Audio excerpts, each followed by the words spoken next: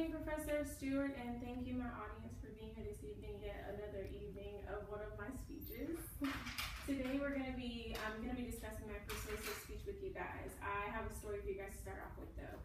I recently watched, well, everyone knows this, my favorite television show is Law & Order Special Victims Unit. I'm addicted to this show, everyone knows this. I recently watched an episode that kind of sparked my interest in the specific persuasive speech topic.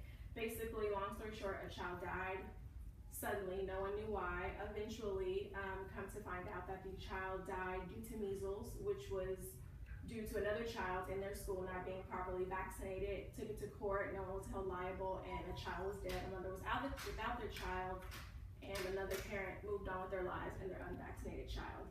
Which brings me to the topic, which is at hand. Parents vaccinating their children should be mandatory. Now I feel like we all can relate to children in some shape or fashion, whether it be a grandparent, whether it be a mother, whether it be siblings, sisters, brothers, nieces, nephews. But the thought of one of these, our loved ones, dying is devastating. But what's more devastating is the thought that a child is dead due to a disease that could have been prevented. So the purpose of this speech this evening, guys, is to inform you and to make you aware of the importance of vaccinating your children in the future. Although vaccinations are a controversial topic, statistics over the years have proven diseases in children are decreasing due to vaccination programs. We're going to go over 3 points on why I think this is. 1, vaccinations can save your child's life, which we'll talk about first. Now, we're wondering, what is it going to save our children's lives from?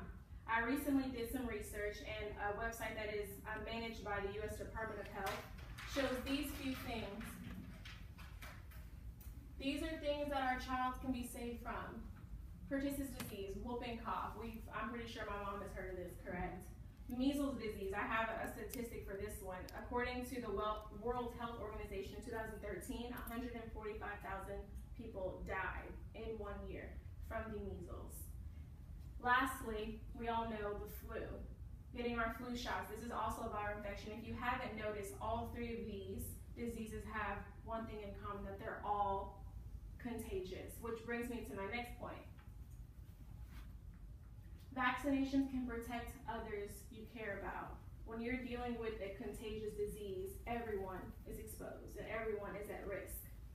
Some babies are too young to get vaccinated, and also, I'm losing my train of thought. Some babies are also too young, and also some have allergies, so they can't get vaccinations at all. So which is more important, why we should vaccinate our kids if they can be vaccinated.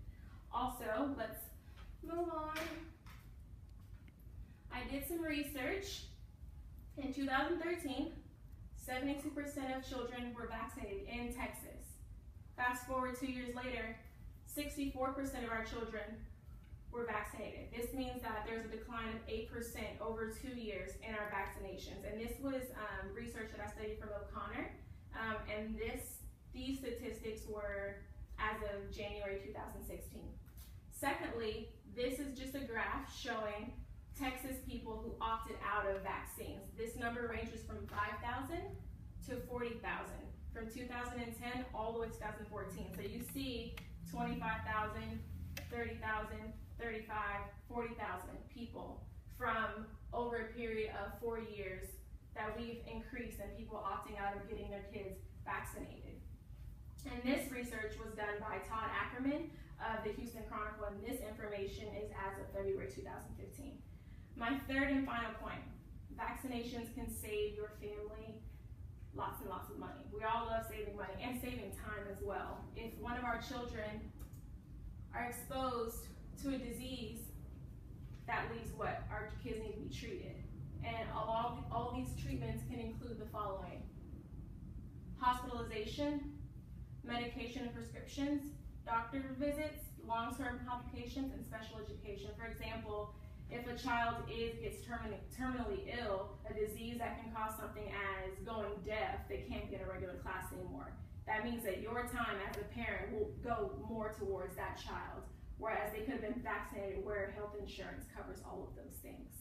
This information was from Amanda Naprawa from 2015 of June, and this article was titled "Vaccines Save More Than Lives." So, in conclusion, vaccinations are very important. Like I said in the beginning, although they are a controversial topic, the statistics have shown that if we continue vaccinating our kids, the decrease in diseases will continue to go down.